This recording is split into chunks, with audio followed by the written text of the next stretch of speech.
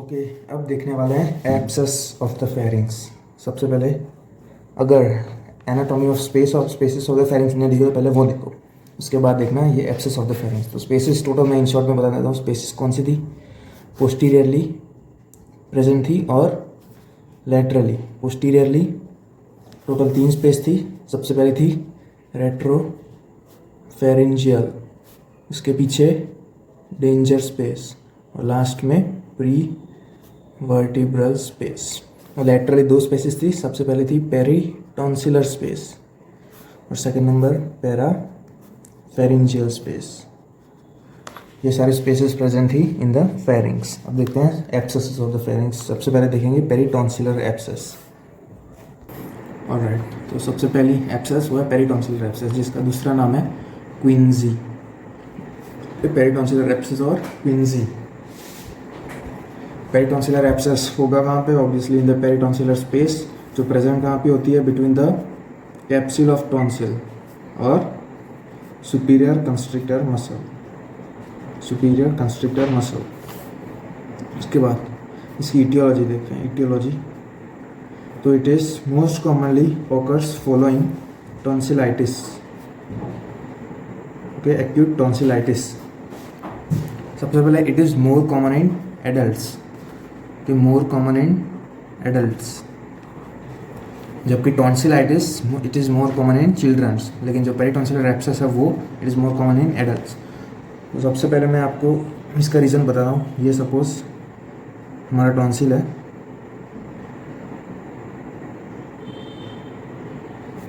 ये चिल्ड्रन में टॉन्सिल ऐसा होता है और एडल्ट्स में जो टॉन्सिल होता है उसकी एट्रोफी हो गई होती है।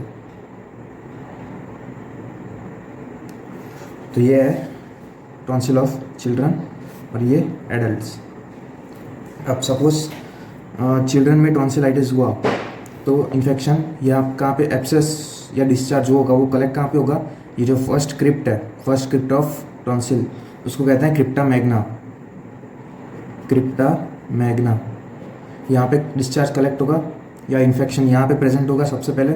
उसके बाद यहाँ से जाएगा जो टॉन्सिल का जो पैरेंकाइमा होता है वहाँ पे और फॉर्म करेगा इंट्रा टॉन्सिलर एब्सेस। लेकिन जो चिल्ड्रन होती है उनमें टॉन्सिल होती है वो थिक, मतलब साइज में बड़ी होती है, उसकी एट्रोफी नहीं हुई होती।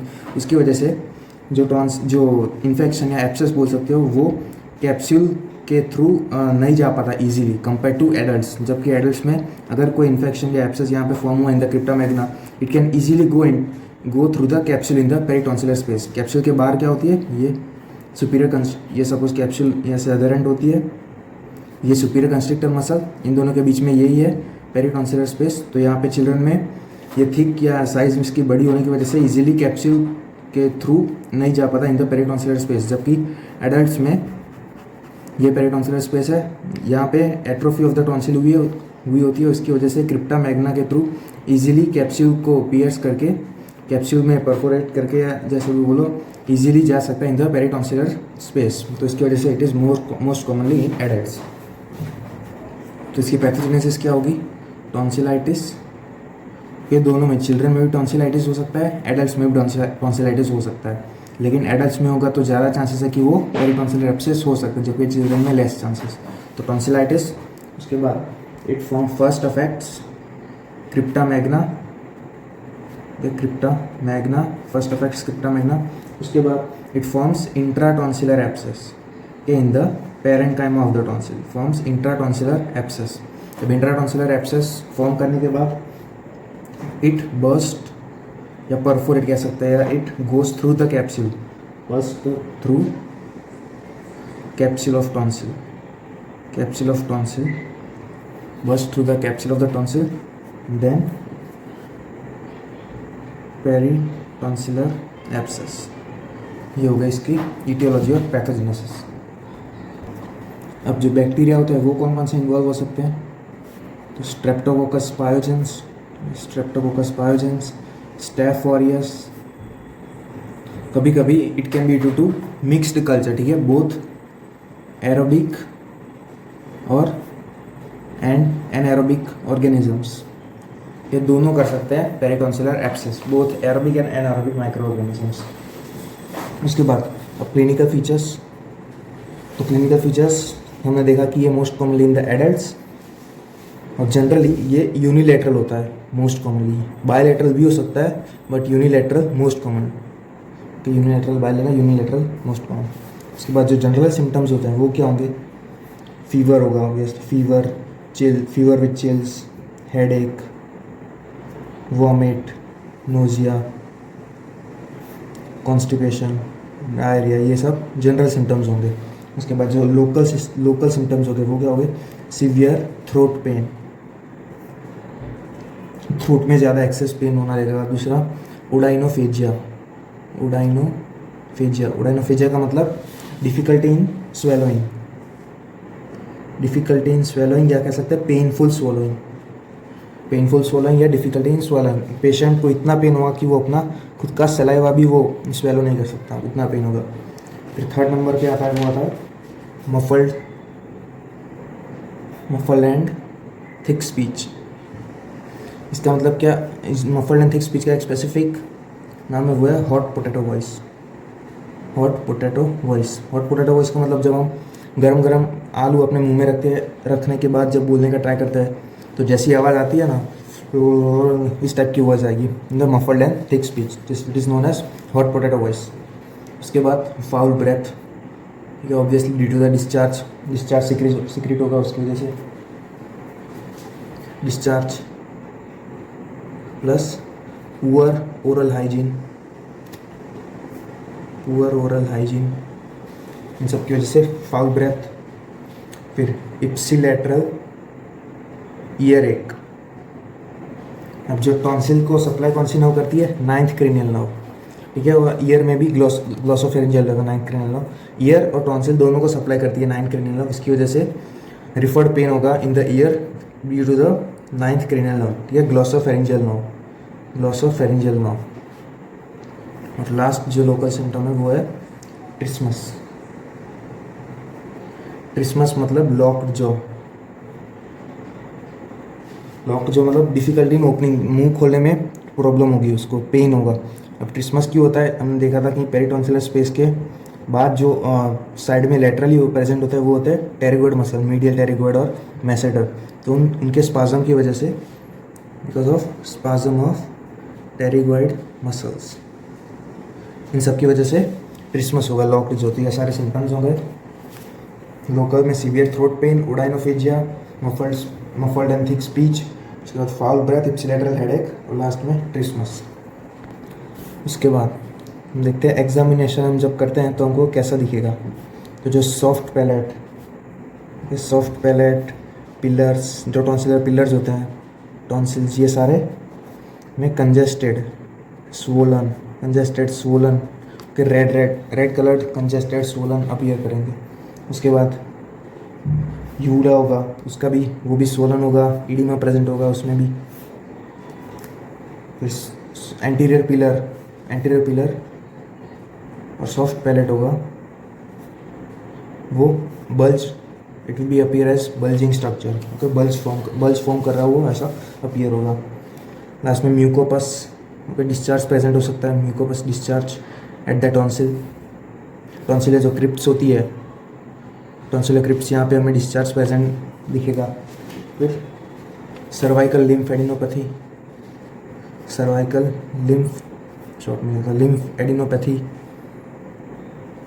लिम्फ एडिनोपैथी और लास्ट में टॉर्टिकोलिस मतलब पेशेंट होगा वो अपनी जो नेक होती है वो जिस साइड एब्सेस हुआ होगा उस साइड अपनी नेक बेंड रखेगा, ठीक है। Patient keeps neck tilted to the side of the abscess, it is due to the spasm of prevertebral muscles.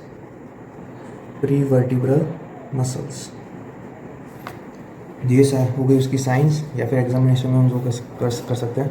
Soft palate, pillars, tonsil pillars, anterior pillar और पोस्टीरियर पिलर, जो कौन फॉर्म करता है, anterior pillar bye पैरेटोग्लोसल arch और posterior bye पैरेटोफेरेंजियल arch. ये सब tonsils हमें congested swollen, ठीक है, रेड कलर, इडिमा प्रेजेंट होगा यूला में। फिर mucopus discharge present in the crypts of the tonsil, cervical lymph adenopathy और लास्ट में टॉर्टिकोलिस। ये सारे होंगे साइंस या एग्जामिनेशन पॉइंट। अब देखते हैं इसकी ट्रीटमेंट क्या होगी। तो सबसे पहले किसी पेशेंट को अगर पेरिटॉन्सिलर एब्सेस होता है तो सबसे पहले उसको हॉस्पिटलाइज करते हैं, उसके बाद उसको आईवी फ्लूइड्स, IV फ्लूइड्स देते हैं टू करेक्ट डिहाइड्रेशन। डिहाइड्रेशन इसलिए हुआ क्योंकि पेशेंट को डिफिकल्टी इन स्वॉलोइंग होती है, ठीक है, ओडाइनोफेज है, उसकी वजह से पानी भी नहीं पी सकता, अपना खुद का सलाइवा भी स्वॉलो नहीं कर सकता, उसकी वजह से डिहाइड्रेशन होगा। इसको करेक्ट करने के लिए हम IV फ्लूइड्स देते हैं। फिर antibiotics both aerobic and anaerobic micro organisms. Okay, in case अगर मिक्स्ड माइक्रो ऑर्गेनिज्म एरोबिक या एनारोबिक माइक्रो ऑर्गेनिज्म किया तो उसकी वजह से मिक्स्ड एंटीबायोटिक देते हैं which is against aerobic and anaerobic micro organisms. फिर उसके बाद एनाल्जेसिक्स, ये पेन को रिड्यूस करने के लिए लाइक पैरासीटामोल ये सब देते हैं। Aspirin is contraindicated because it increases bleeding. उसके बाद पेशेंट को बोलते हैं ओरल हाइजीन मेंटेन करने को, कि फाउल स्मेल या फिर जो डिस्चार्ज वो सब क्रिप्स में प्रेजेंट होता वो ना रहे, ओरल हाइजीन मेंटेन करने के। अब ये सारे जो मेजर्स थे वो कंजर्वेटिव मेजर्स थे। अगर इन सब के बाद भी अगर जो एब्सेस है वो ठीक नहीं हुआ, फिर देखते हैं सर्जिकल प्रोसेस। जो सर्जिकल मैनेजमेंट होता है वो कौन सा होगा? Incision and drainage. एब्सेस में इंसाइज करेंगे और फिर जो पस होगा उन सबको ड्रेन कर लेंगे। अब इंसिशन एंड ड्रेनेज करने के लिए इंसिशन हम कहाँ पे देंगे? या तो at the maximum bulge of the tonsil, या फिर दूसरा जो एक इंसिशन है वो है, ये इमेज में बताता हूँ। दूसरा इंसिशन है ये, क्या करता है? एंटीरियर पिलर से हम वर्टिकल लाइन ड्रॉ करता है और बेस ऑफ यूवुला से हम हॉरिजॉन्टल लाइन ड्रॉ करते हैं। उन दोनों के जंक्शन में ये जंक्शन है, ये येलो लाइन आपको दिख रही होगी, तो एंटीरियर पिलर से वर्टिकल और बेस ऑफ द यूवुला से हॉरिजॉन्टल, इन दोनों के जंक्शन पे यहाँ पे इंसिशन देते हैं और फिर वहाँ से एब्सेस को ड्रेन करते हैं। और जो पहला इंसिशन या तो कहाँ दे सकते हैं? एट द मैक्सिमम बल्ज, ठीक है, जो पॉइंट ऑफ मैक्सिमम बल्ज है ऑफ द टॉन्सिल वहाँ पे। अब दूसरी एक सर्जिकल मैनेजमेंट है वो है इंटरवल टॉन्सिलेक्टोमी। इंटरवल टॉन्सिलेक्टोमी मतलब सपोज चिल्ड्रन में अगर टॉन्सिलाइटिस हुआ और उसकी वजह से पेरिटॉन्सिलर एब्सेस हुआ है, तो हम फर्स्ट जो एपिसोड है उसके बाद ही हम टॉन्सिल को रिमूव करेंगे, ठीक है, मतलब टॉन्सिलेक्टोमी करेंगे। जबकि एडल्ट्स में हम इंटरवल टॉन्सिलेक्टोमी कब करते हैं? After the second episode of tonsillitis. Interval tonsillectomy का हम पहले कंजर्वेटिव जो मेजर होते हैं वो करते हैं, और टॉन्सिलेक्टोमी हम after 6 weeks interval of first episode children में, ठीक है, फर्स्ट एपिसोड आ जाए उसके बाद 6 वीक्स के इंटरवल के बाद हम टॉन्सिलेक्टोमी करते हैं। जबकि एडल्ट्स में हम 2 एपिसोड, एक फर्स्ट एपिसोड आ जाए तो कंजर्वेटिव मैनेजमेंट, या फिर कर सकते हैं इंसिशन एंड ड्रेनेज, और दूसरे एपिसोड के आने के बाद 6 वीक बाद हम टॉन्सिलेक्टोमी करते हैं इन द एडल्ट्स। तो ये हो गई पूरी इसकी management of the peritonsillar abscess. Short में अगर फिर से बताऊँ तो चिल्ड्रन में फर्स्ट एपिसोड के 6 वीक के इंटरवल के बाद टॉन्सिलेक्टोमी करते हैं, और एडल्ट्स में जब सेकंड एपिसोड हुआ हो उसके 6 वीक्स के बाद टॉन्सिलेक्टोमी करते हैं। ये है पूरी सर्जिकल मैनेजमेंट ऑफ क्विंसी। उसके बाद इसके कॉम्प्लिकेशंस देखते हैं। कॉम्प्लिकेशन क्या होंगे ये सब आप नॉर्मली याद ही रख लीजिए तो ये अच्छा होगा। पैराफेरेंजियल एब्सेस, तो पैराफेरेंजियल एब्सेस। दूसरा है इडिमा ऑफ द लैरिंग्स, उसमें सेप्टिसीमिया। उसके बाद न्यूमोनाइटिस या लंग एब्सेस, फिर जुगुलर वेन थ्रोम्बोसिस, लास्ट में haemorrhage, spontaneous haemorrhage because of carotid artery blow out. ये हो गई उसकी